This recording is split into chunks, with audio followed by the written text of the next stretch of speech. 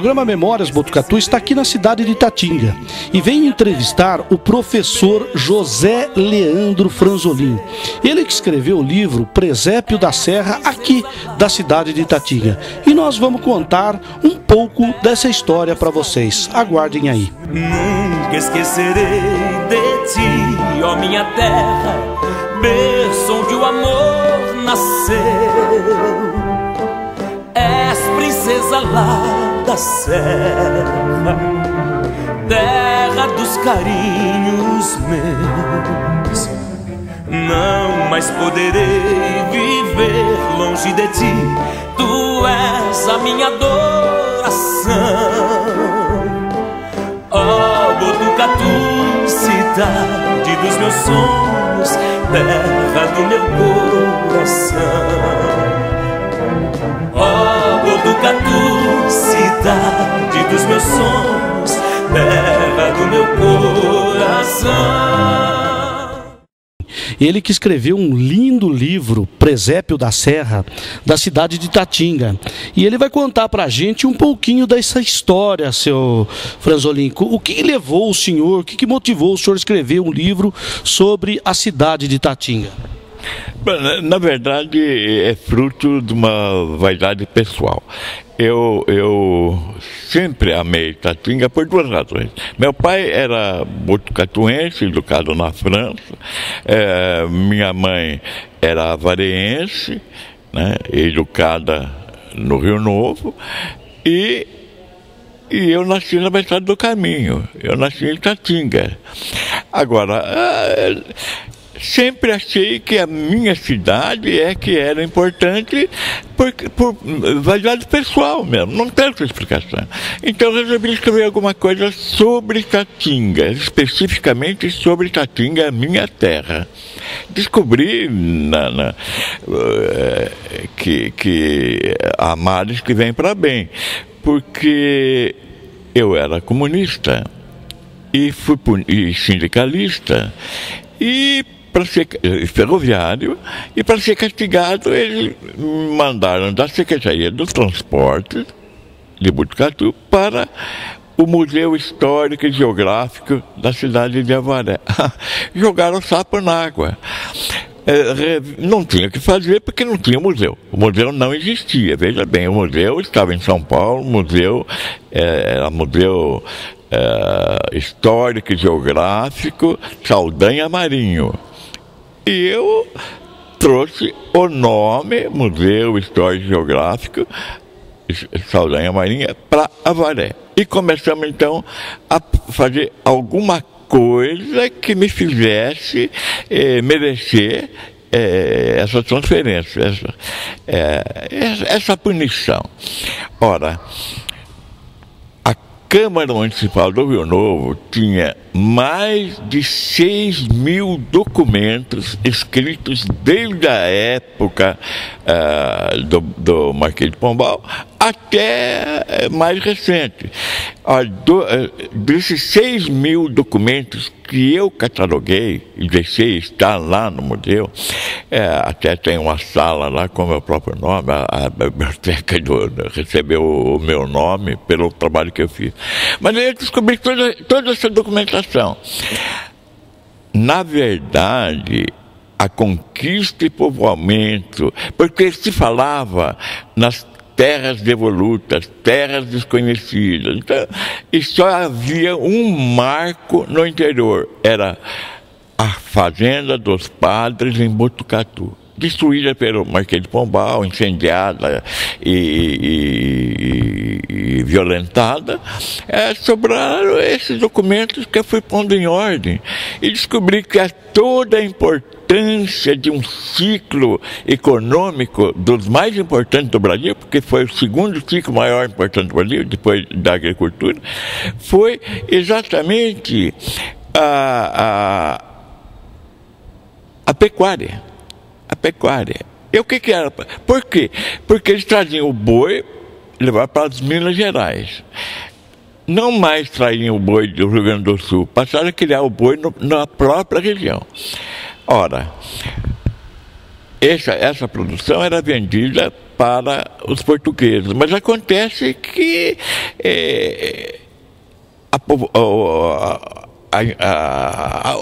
o povoamento foi crescendo. Então, era preferível vender aqui mesmo para os consumidores da terra do que para Portugal, que pagava menos pela produção. Mesmo porque o boi nesse transporte todo se perdia muito, né? Então, a pecuária se fixou na região de Itatinga pelo seguinte, porque já havia esse caminho dos Lemes, o caçador de esmeralda, né, que subiu lá para Minas Gerais, o que se faltava muito era vasilhame, né? Não tinha. Era muito difícil, o alumínio não existia, era o bronze, o cobre e o níquel, e a fundição era caríssima, então tinha que explorar outro lado. O outro lado foi a pecuária. A pecuária era o boi que era trazido. Por quê? Porque por causa do ciclo do couro. O couro que era importante, substituía tudo. Até mesmo o ouro extraído era agasalhado em recipientes de couro. O ciclo do couro, segunda maior economia do Brasil, nasceu aonde? Em Itatinga. Por que Itatinga? Porque ali é que foi mandado construir um paiol, foi o primeiro nome da região, um paiol, para que os fazendeiros de Botucatu e Guaraí depositassem ali o alimento necessário para a abertura do caminho do Iguatemi. O caminho do Iguatemi esbarra na aceitação de que já havia um outro caminho, e não só caminho, como uma rede de estradas criada por força do milagre de Sumé, ou Tomé, que era um dos apóstolos de Cristo. Ele teria andado por aqui e os rastros que se encontravam na pedra foi como milagre que ele deixava marcado essa rede, né? Quem escreve sobre isso é o Hernando Donato, que é o historiador da nossa região. O paiol foi montado às margens do Rio Novo. Isso quem diz é o historiador de Botucatu, porque aparece ali a figura da Bárbara Fé, que ou melhor, antes do Morgado de Mateus, que veio para restabelecer a importância do bandeirante, que seria mais tarde identificado como paulista. Foi esse Marquês, esse Morgado, quem determinou que se seguisse essas pegadas e descobrisse alguma coisa a respeito. Então, essa época já no mais recente, para não sermos tão demorados, acabou concluindo por essa rede de estradas, né, que na verdade não corresponde, né, as pegadas seriam ainda de um tempo milenar, não seria de nenhum santo, né? Era ainda antes da compactação, da consolidação da crosta terrestre. Isso é coisa milenar, né? Mas foi bom porque o ciclo do couro revelou essa situação de conflitante. Isso, Dom Pedro II, herdeiro do príncipe Dom Pedro, que seria o quarto de Portugal, Dom Pedro II pagou para os ingleses escreverem a história do Brasil. Essa mal contada que eu me referi. Ora, não seria lícito duvidar da grandeza de espírito de Dom Pedro II, porque ele, acima de tudo, ele era democrata. Quando ele morreu, o presidente da Venezuela disse, se findou, né, o único governo democrático que tinha na América. Os outros eram todos ditadores, e ele era democrata. Ele fez muito pelo Brasil. Mas tudo isso me acendeu essa curiosidade. E tudo isso a gente foi encontrando nesses documentos, 6.000 e poucos documentos que deixamos lá no... Ora, vamos voltar a falar do presépio. O Paiol foi o primeiro nome, mas identificado como que as margens desse Paiol serpenteava um rio que os índios guaranis chamavam de... Os índios tupis, perdão. Os índios tupis, não tem nada a ver com o Guarani. Chamavam de Abareí. Qual o significado de Abareí? Então, recentemente eu estive entre os Carajás lá em cima no norte do Mato Grosso. E o capitão Sebastião, o cacique, traduziu para mim. Abareí quer dizer diferente, fora do conjunto. Eles traduziram aqui rapidamente, por um erro de conceituação, que a Abareí queria dizer um morro com cara de padre, ou um morro com cara de sentinela, não, Abareí e quer dizer tudo isso, porque simplesmente quer dizer fora do conjunto. Então, quando o índio envelhecia e ia custar algum ônus para as tribos eram pobres, paupérrimas da nossa região. Já no norte, nordeste e no sul eram ricos, tá? Depois a gente pode comentar. Diferente, fora do conjunto. Por quê? Porque todos os rios ao norte corriam para a bacia do Tietê. Todos os rios ao sul corriam para a bacia do Paranapanema. O Abareí, o Rio Novo, chamado, serpenteava pelo Espigão. Quer dizer, olha que teimosia, né?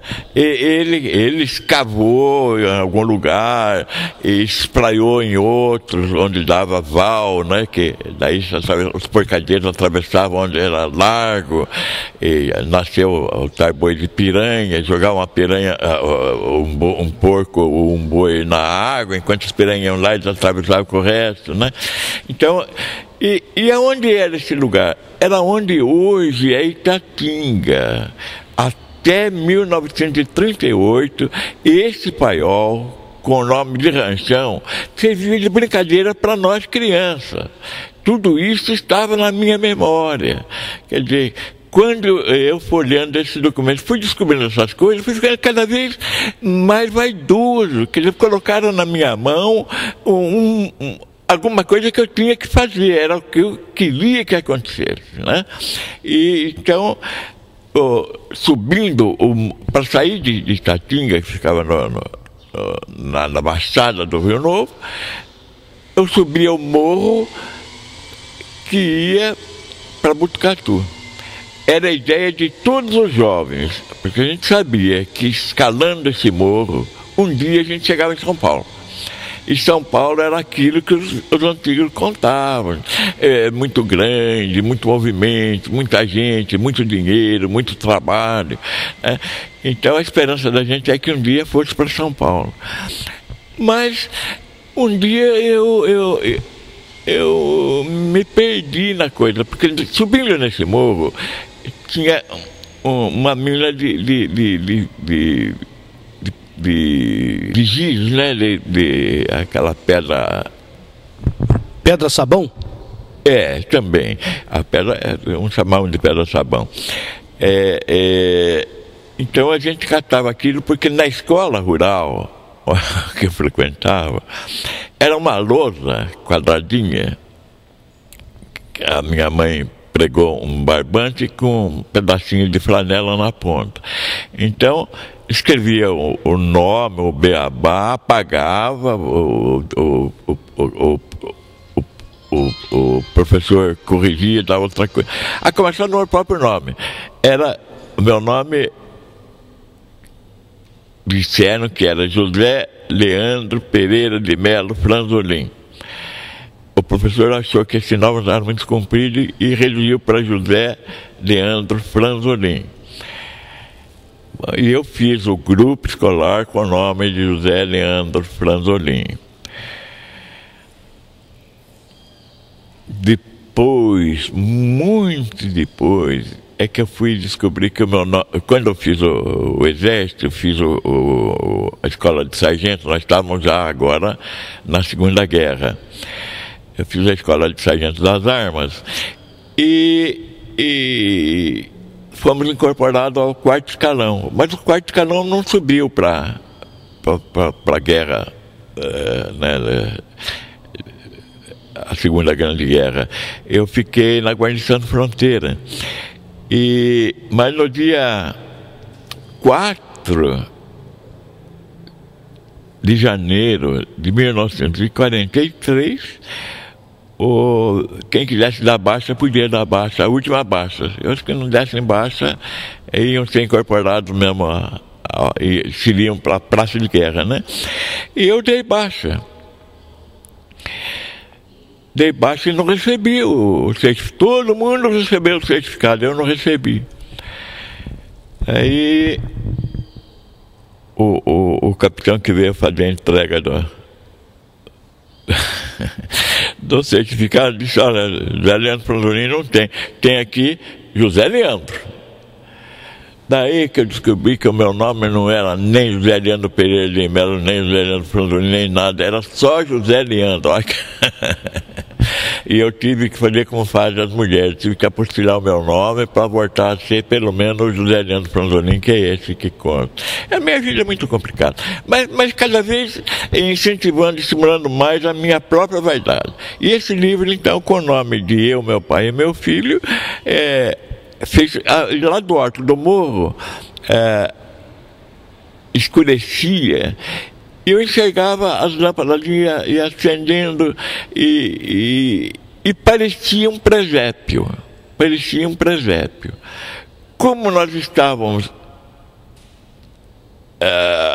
comentando sempre sobre Nossa Senhora do Carmo, do Alto da Serra, então eu dei o nome de Presépio da Serra. Então no alto da serra tinha um presépio que era Itatinga.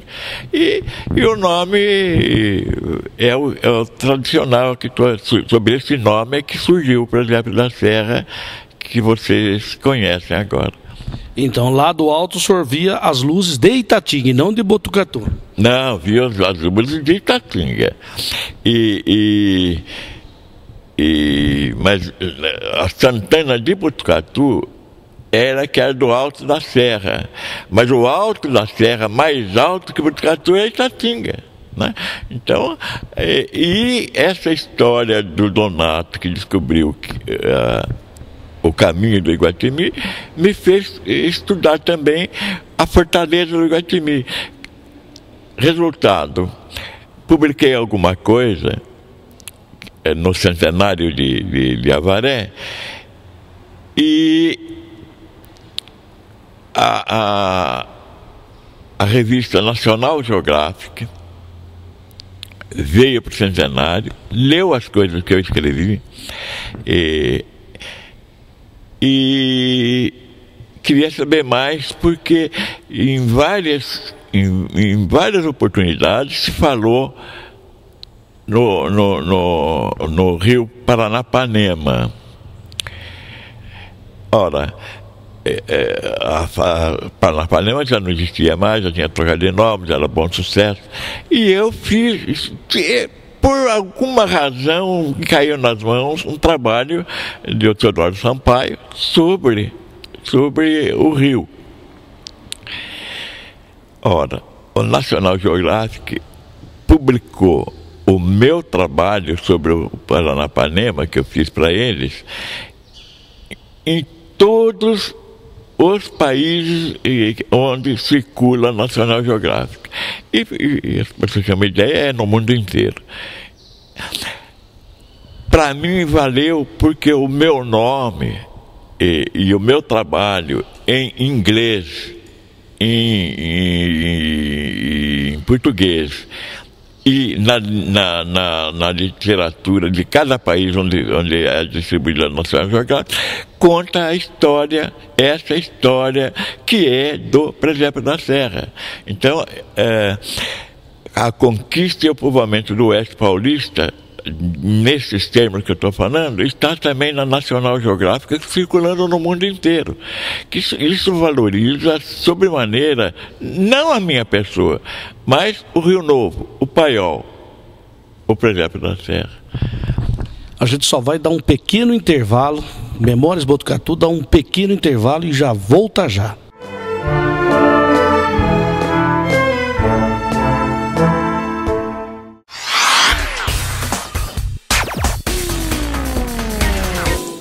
Olá pessoal, estou aqui para trazer para vocês o programa Pesca Aventura. Toda vez que a gente sai para gravar é como se fosse a nossa primeira pescaria. E a preocupação é sempre trazer o que há de melhor em peixes, técnicas, ecologia, turismo, tudo sempre regado com muita emoção. Vamos juntos pescar e viajar por rios, mares e locais fantásticos. Espero você nesse canal. Até!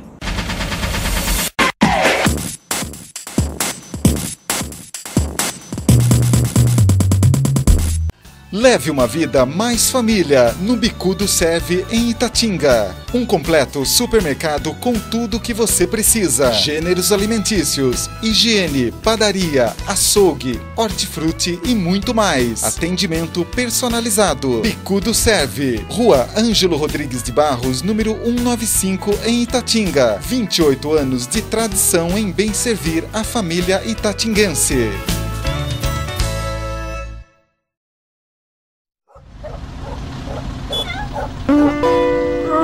Estamos tão sozinhos. Tenho certeza que alguém vai nos ajudar. E nessa onda, bicho, amor, doação, cuidado e carinho com seu amigão. APA é assim que se faz. Protege, ajuda, cuida dos animais. APA, Associação Protetora dos Animais. Há mais de 10 anos trabalha com a conscientização da posse responsável, castração de animais e muito mais. Junte-se a nós você também. Mais informações, ligue 9701-288. Colabore ou seja voluntário. APA. Toda sexta na TV Alfa, Flash Mix. Os melhores videoclipes do passado. Só velharia. Somente flashbacks. Flash Mix, aqui na TV Alfa.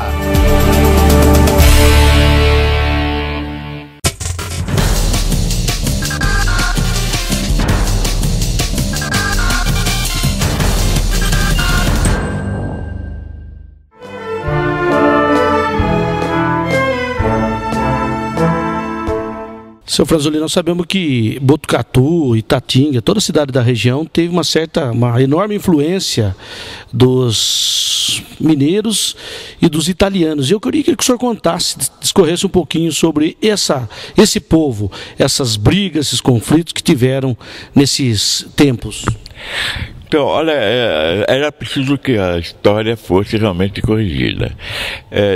Os verdadeiros fundadores do Paiol, dessa história toda que gerou, por exemplo, da Serra, foi, primeiro, o Tito Corrêa de Melo e o José Corrêa, José Teodoro de Souza.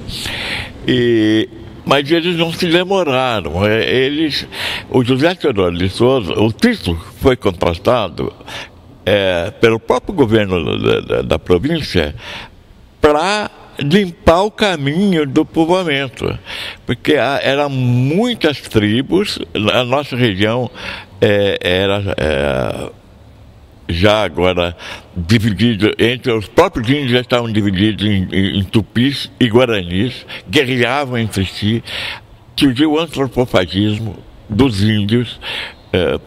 Tudo isso é verdadeiro e era preciso espantá-los, porque cada tentativa que os mineiros faziam para dar sustentação a esse caminho, produzir, o índio vinha e incendiava, destruía. Então era preciso permanecer seguro o povoador. Tito Corrêa de Melo foi contratado para exterminar os índios, tirar do caminho. E o José Teodoro de Souza trabalhou com ele. Mas eles são os fundadores desta região, de toda essa região. Mas não se demoraram, continuaram limpando o caminho. E veio então em seguida reacendeu a esperança do povoamento da região, né? Mas acontece o seguinte: essa briga intestina dos brancos povoadores, né, como espanhóis e portugueses, gerou um mal-estar muito grande. E ambos precisavam de gente. E como fazer isso? Abolindo a escravatura, que estava no caminho da República. A República já era falada na região. Ora, ao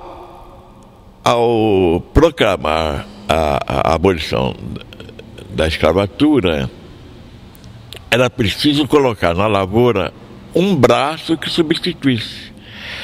Os italianos já tinham povoado, nós falamos nisso no presépio, já tinham povoado desde a Argentina até o Rio Grande do Norte, né?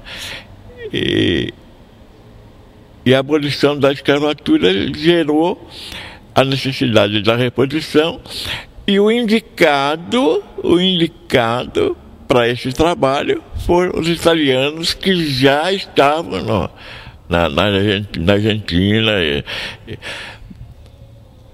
Entre os italianos que vieram para substituir o braço escravo,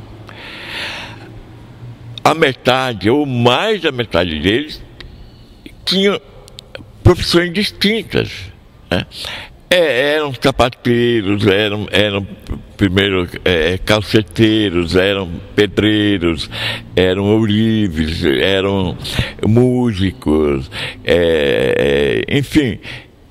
E mais do que isso, uma grande parte era remanescente da recente guerra da Europa, em que eles lutaram ao lado de Vítor Emanuel, pela unificação da Itália. o que acontece de importante nisso? A importância maior disso tudo é que uma grande porção desses italianos vieram ainda com o soldo da Itália, que continuou sendo pago até hoje. A guerra da Europa, de Vítor Emanuele, formou italianos militares que espalharam pelo mundo todo, recebendo o soldo. O último a morrer o ano passado foi o Sulfirino Di Piero, que de 5 em 5 anos foi de soldado. Ele morreu em Botucatu faz 3 anos como coronel. Quer dizer, vejam bem, esses italianos trouxeram muito dinheiro. O que aconteceu? Ao invés de permanecer na fazenda como colhedor de café, capidor, eles passaram a emprestar dinheiro para o fazendeiro. O fazendeiro nunca pôde ressarcir-se dessa dívida. O que aconteceu? Ficaram donos da terra. Isso é mal? Não, isso foi muito bom. Porque graças a esse movimento acabou a abolição da escravatura. Houve uma injeção de dinheiro, né, e permitiu uma renovação, o surgimento de uma nova raça. Os descendentes dos italianos povoaram a nossa região de Sorocaba até o Porto Martins. Esse trabalho se deve ao Hernando Donato, esse levantamento, e é muito importante se falar um dos últimos ministros que nós tivemos da agricultura, foi o Brás de Assis Nogueira, filho do Agenor Nogueira, tido como o primeiro pecuarista de Itatinga. Ele produzia o açúcar, produzia aguardente, e tudo isso valeu uma renovação de costumes, né? É importante notar que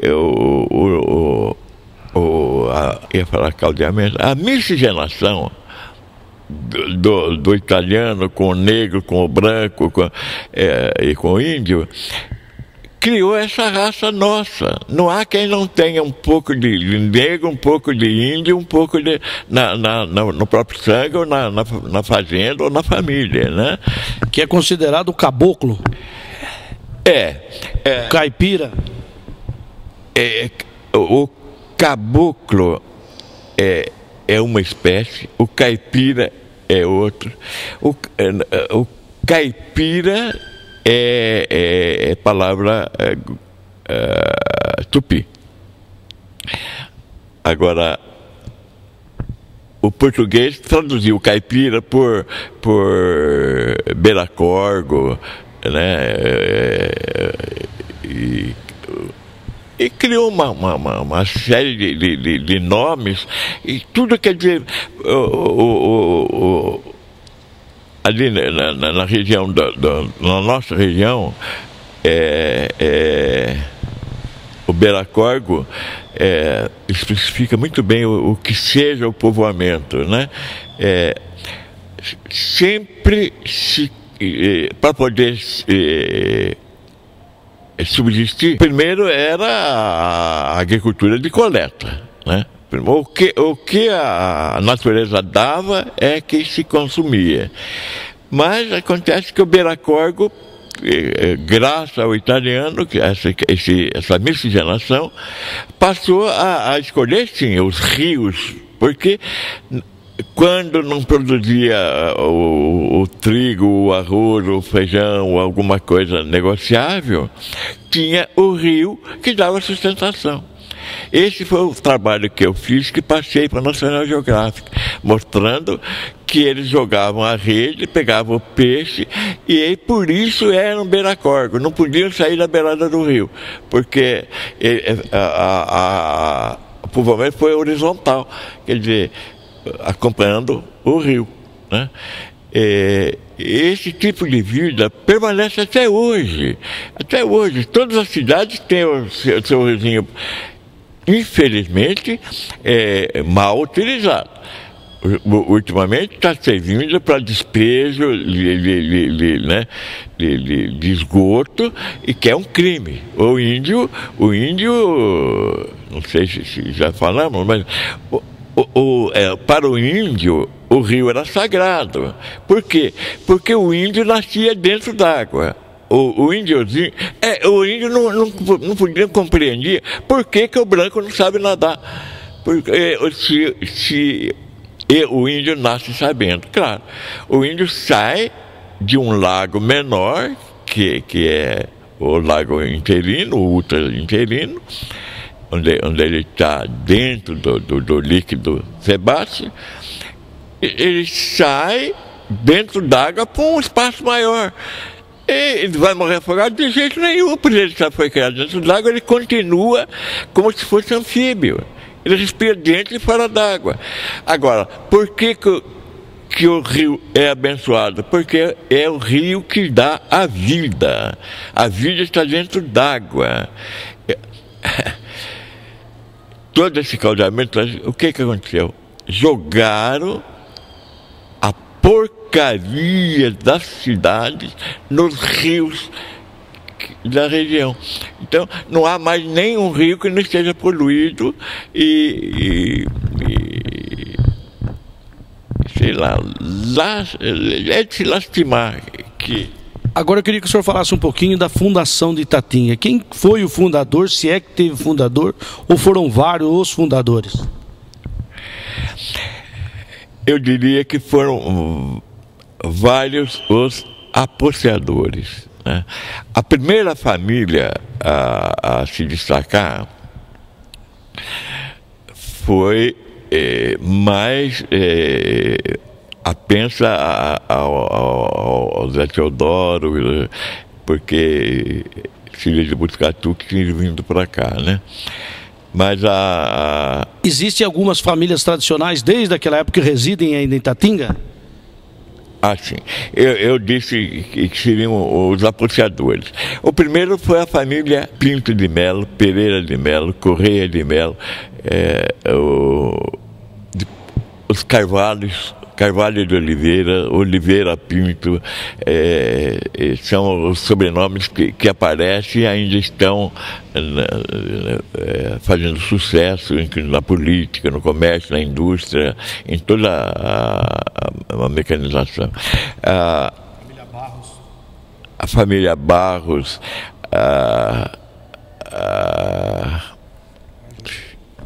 são muitas mesmo, né? E dos italianos, né? O Esforcinho,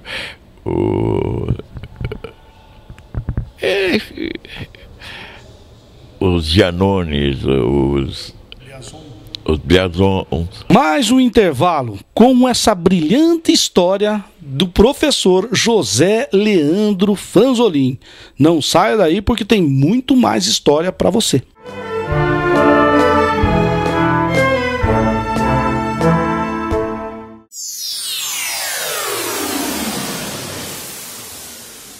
Toda sexta na TV Alfa, você tem um encontro marcado com Márcio Paes de Almeida.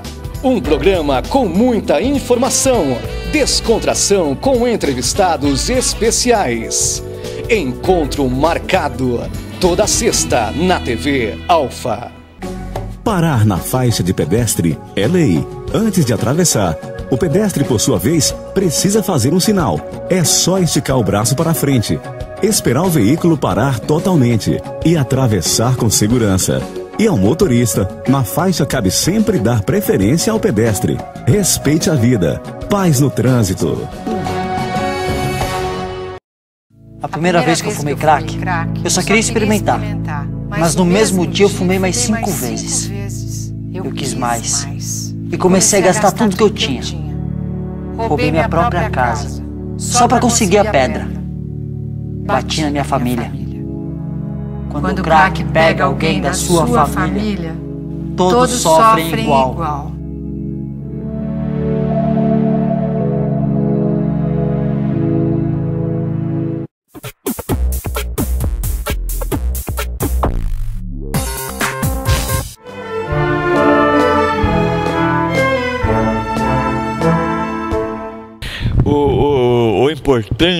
A grande importância de Itatinga é que ela está... a presença de Itatinga é marcante em todas as ocasiões em que, de alguma forma, ou de uma forma ou de outra, o Brasil tentou alguma iniciativa. Esbarra sempre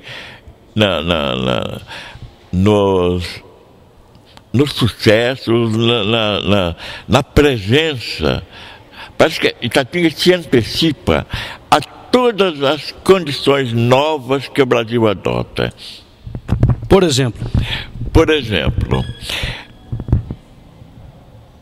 o caminho, as estradas. A Castelo Branco foi criada como o corredor rápido da riqueza paulista para a exportação para os Estados Unidos através do Pacífico. Sabiam disso? Então, a Castelo Branco iria até o Porto de Pitácio, pela Bolívia e alcançar o Pacífico. Esse é o traçado da Castelo Branco. Onde é que ela parou? Onde é que ela montou todo o seu canteiro de obra? Itatinga. Comprou uma área, instalou, de início foram 20 e poucas casas, depois deu mais de 60 moradias para o pessoal de obras que vinham construindo o próprio leito carroçável. Depois veio uma outra equipe do asfalto. E em terceiro, a valorização da área ocupada pela nova rodovia. Todas essas grandes movimentações se estacionaram em Itatinga. Quer dizer, por que Itatinga? Por causa do recurso já instituído, que estava de norte a sul, porque subia a Raposo Tavares e do outro lado a Marechal Rondon, né? Então ela carreou, centralizou, trouxe para Castelo Branco o movimento paralelo de leste e do oeste. Itatinga estava nessa, está ainda nessa, né? Agora o senhor estava contando para a gente que Bárbara Fé, né, foi uma grande pessoa e grande influente na história de Itatinga. Eu queria que o senhor discorresse um pouquinho sobre essa história da Bárbara Fé. Então, a Bárbara Fé a grande importância que ela teve foi exatamente esse parentesco com a Marquesa de Santos. Agora, inegavelmente, ela foi, a família, a permanência dela em Avaré, porque foi de onde ela se transportou com sua gente, né? Para as terras do Paranapanema, e o intervalo de Paranapanema e o Tietê. As famílias continuam e tem toda a atividade humana está sempre associada a alguém. Não sei, em Botucatu se cultiva, até se beatificou como santa, né, a Ana Rosa. A Ana Rosa era neta da Bárbara Fé, era prima da mãe Luísa que me criou. E então a presença dessa família é a minha família, já miscigenada com os italianos, né? Mas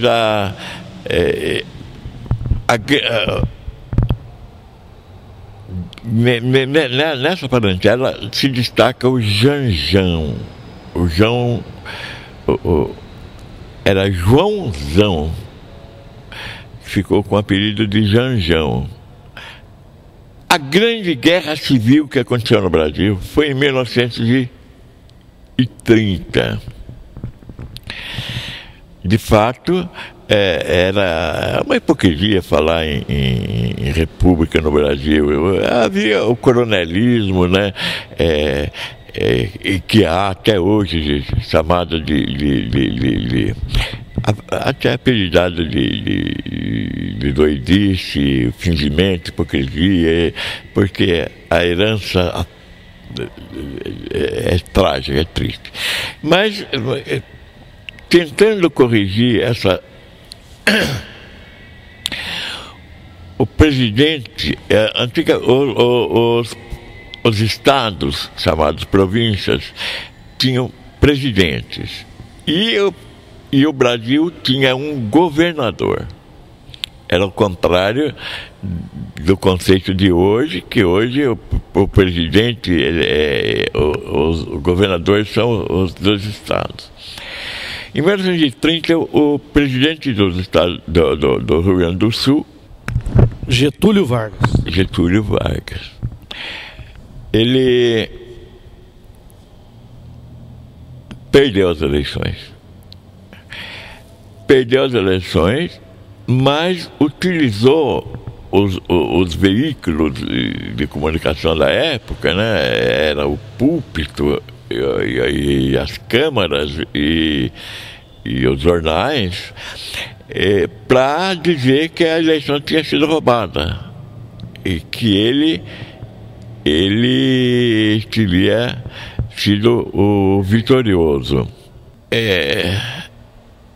Disso aconteceu até o assassinato do governador de Alagoas, né? Que era o vice. Mas como ele não pôde ganhar as eleições, ele conseguiu o que ele não pôde, ele conseguiu pelas armas, né? Ele provocou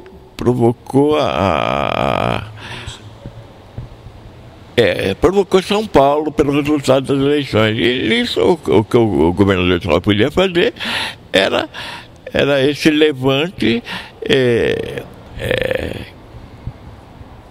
conduzido pela força pública estadual. O Estado de São Paulo não tinha um exército, mas tinha a força pública, que eram militares, eram armados. E se levou para a trincheira a grande juventude, porque o brado foi dos estudantes universitários, né, principalmente estudantes de Direito, do Largo de São Francisco. Mas onde se sobressai os 18 do Forte, né, que também envolveu um itatinguense, né, até 2, né? Um no levante da Marinha, que era um almirante italiano, né? Rico, e rico porque tinha uma fazenda, né? E que foi voluntário também para essa guerra. Ora, meu pai era prefeito em Itatinga nessa época, 1929. Com a vitória do Getúlio, ele foi preso e conduzido para São Paulo. Aliás, ele e o prefeito de Avaré também foram, disseram na época que eles foram em gaiola de boi. Meu pai não confirma isso. Disse, não, eles foram presos, foram realmente, mas não numa gaiola, foram num trem, né? E qual o motivo da prisão? Simplesmente apoiar o Levante Paulista, né? Meu pai, como prefeito de Itatinga, apoiou o Levante dos paulistas. Então, ele foi destituído do cargo de prefeito e foi preso. E só da região aqui, só teve de Itatinga e de Avaré, ou teve, o senhor tem conhecimento de outros prefeitos? Até o Vale do Paranapanema, não, ninguém, só os dois. Eram 2 líderes já de longa data por causa da miscigenação com Bárbara Fé, né? Então, a grande população da região já estava nesse povo que é o nosso povo de hoje, né? E eles ficaram muito tempo presos? Não. Mas durante esse tempo nós até ficamos morando numa outras terras de um tenente da Marinha que não aconteceu. Ele foi preso também. Mas a família nos hospedou na fazenda, ficamos mais de um mês, sem ver o pai, sem ver. Depois. E o senhor tem conhecimento de alguma outra pessoa, outro cidadão, que foi preso junto com ele em Itatinga? Mas ficaram presos em Avaré e foram ali. Não se falava preso, né? Onde hoje é a Secretaria da Educação, ali eles fizeram um quartel e todos os personagens importantes da região que ficaram detidos ali. Como não tinha juiz, não tinha quem julgar, não tinha nada, no fim, soltaram. É interessante que criaram o MMDC, né? Os paulistas. Porque foram os primeiros jovens que foram metralhados, Martim, Miragaia, Graço e Camargo. E o meu tio acrescentou o A, que foi de Alvarenga. Alvarenga era o irmão, o sobrenome do irmão dele, que era presidente do Conselho de Administração de Itatinga, né? E posteriormente, porque o Alvarenga ele estava entre os que foram metralhados, mas não morreu na hora. Só depois é que ele veio aparecer. Esse reconhecimento, esse tributo também agora foi acrescentado definitivamente ao MMDCA. Eu queria dizer sobre alguma coisa importante. Tanto o MMDC criou armazéns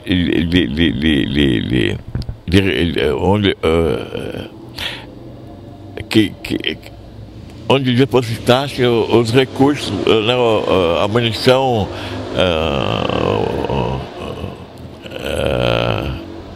as refeições, né, a comida dos revolucionários. E sobrou muita coisa nesses armazéns, e foi bom porque o governo restabelecido mandou que esse mantimento fosse distribuído às entidades que cuidassem dos planos. Então, todas essas instituições como Irmandades Vicentinas e outras organizações que cuidam da assistência pública receberam alguma comida a mais, alguma coisa, né? Quer dizer, não podemos dizer que a guerra mas sempre há males que vem para bem. Beneficiou alguma coisa, renovou tudo, né? Agora, para finalizar, Itatinga de hoje, como é que o senhor tem visto Itatinga hoje? Itatinga continua privilegiada. Olha, a exigência de uma produção de uma rapidez maior no transporte dos bens de toda a região, criou os infelizmente condenáveis treminhões. São caminhões carregados de mercadoria, caminhões carregados de madeira, um peso enorme, né? É comum os caminhões com 28, 30, 34 rodas, quer dizer, além dessas rodas, mais o mesmo tanto em pneus sobressalentes.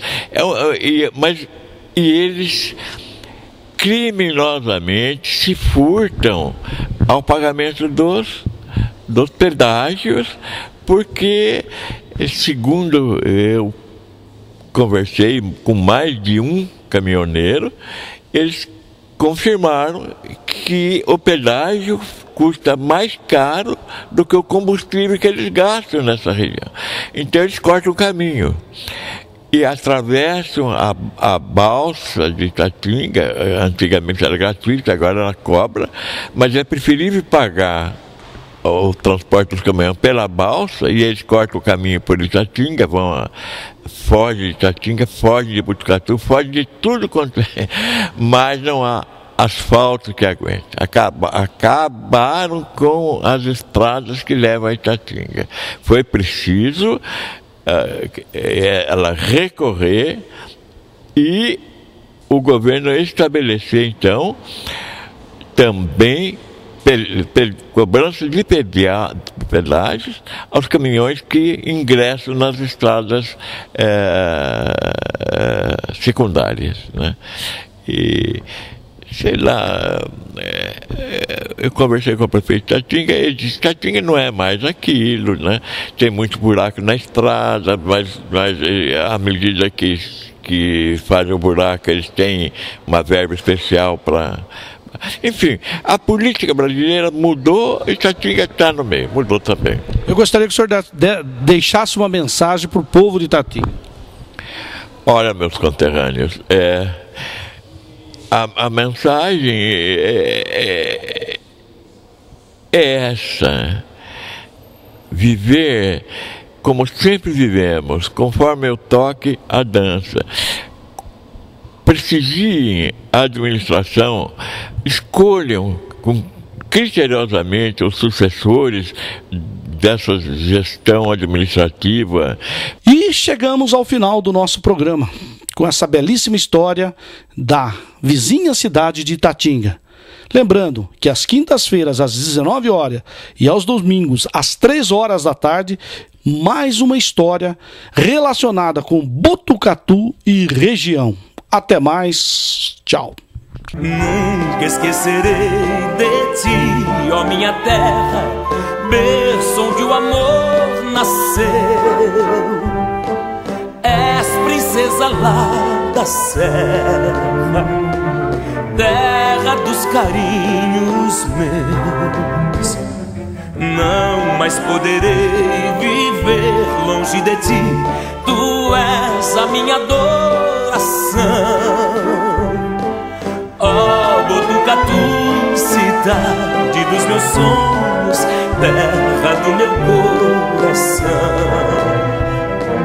Ó Botucatu, cidade dos meus sonhos, terra do meu coração.